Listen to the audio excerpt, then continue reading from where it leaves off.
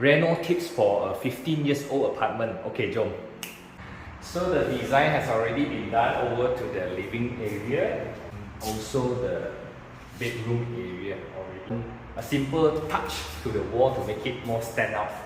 And of course, the darker tones of the wall shelves, the darker tone of the TV cabinets has already been done. Then we go to the dining area. So dining area first.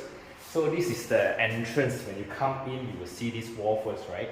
So we will color this wall, same shades of colors, simple modern design, including this one to demarcate the entrance area or kitchen area, and also that one.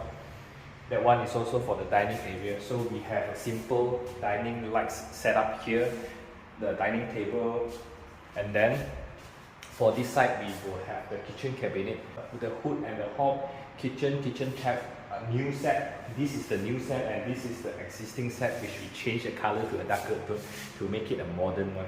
So when it comes to the old unit, you don't really need to spend that kind of big budget to revamp or refurbish the entire unit.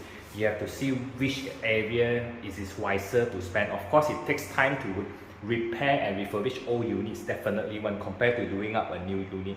And of course, in the bathroom, we change the parquet flooring to the tiles, because bathroom area might definitely get wet. So when you stand up of the shower area, get wet, then parquet will always peel. So rather than waiting for the parquet to totally deteriorate, right?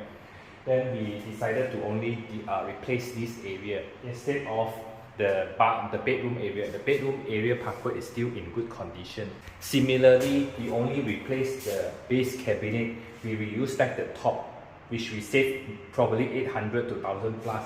We reuse all this, the wall cabinet, because it's in good condition. It's just wooden color. It looks old, so just change it to a darker tone like this. You can use a semi-gloss black color or dark brown paint to do this.